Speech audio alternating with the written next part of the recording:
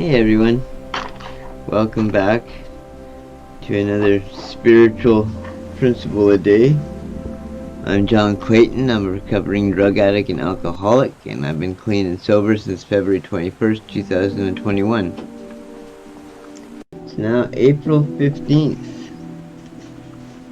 Can you believe it? April 15th. In 4 days I'm going to be 54. That's craziness. Honesty becomes second nature. In the beginning, we may have to consciously practice being honest. As we continue this practice, we find dishonesty progressively more uncomfortable, perhaps even agonizing, and gradually we notice that honesty has become more normal for us. Living Clean, Chapter 1, Keys to Freedom. In active addiction, dishonesty was organic to how most of us functioned in the world. We did what we had to do to stay high, stealing and being manipulative, and adept at figuring out who others wanted us to be than being ourselves. Our skewed perception was that the risk of being real outweighed its benefits. Lifelong habits die hard in early recovery. We often find ourselves embellishing our using careers or whitewashing our wrongdoings. We are quick to justify our behavior, blame others, and minimize our feelings. Some of us continue to steal, cheat to get ahead, or promote a clean date that isn't quite accurate. But every time we come to a meeting, we hear that honesty is essential to recovery. We know that we're setting ourselves up to relapse if we don't start telling the truth and acting with integrity. We hear that lesson in others' stories. So we practice being honest in all our affairs. We identify with other members and vice versa, which encourages us to be more open. Our sponsor helps us to see that being honest is actually the solution to our problems. We adjust our stories to match the truth. Gradually, as our behavior shifts, so does our comfort level with the truth. The perceived danger we felt at being truly ourselves is replaced by the gift of participating in reality and receiving a support from our fellow members. Like any defect, the impulse to lie comes back. Though it's not a habitual dishonesty, maybe that rusty old tool we reach for in a jam.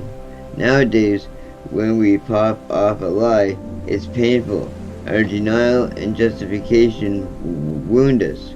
Knowing ourselves and our defects well allows us to put some time between impulse and action.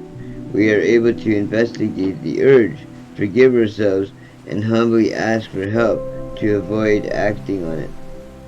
When I feel that now familiar discomfort in the pit of my stomach from being dishonest, I will reflect on it.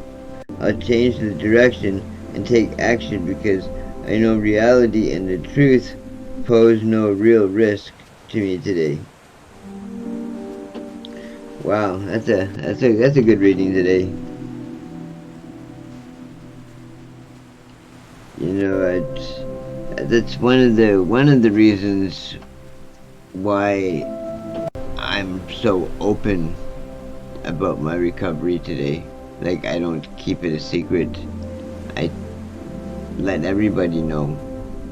When I went to college, I let them know before I even got enrolled that I'm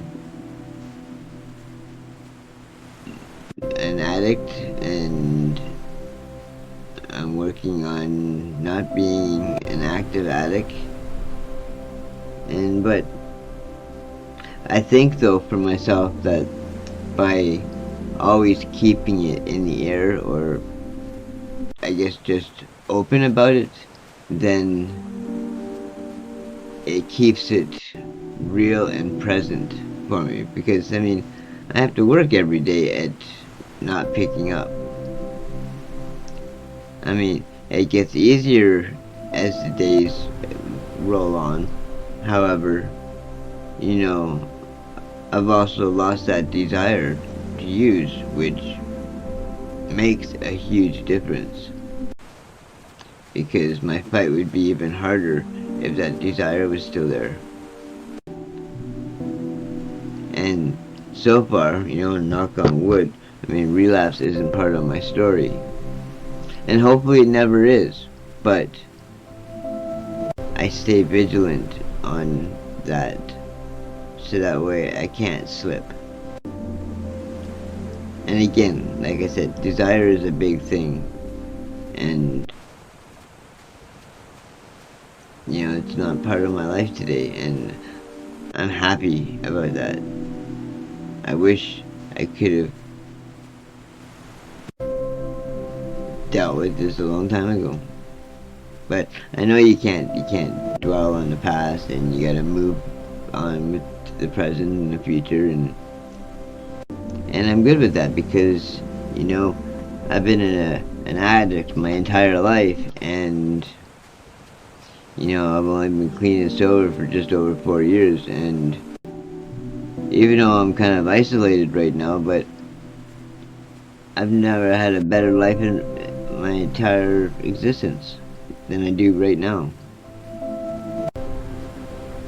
And it feels so weird to say because, I don't have no family left or nothing.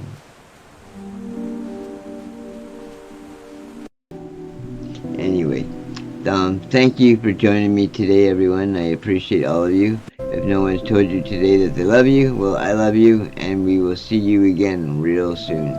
Okay, bye for now.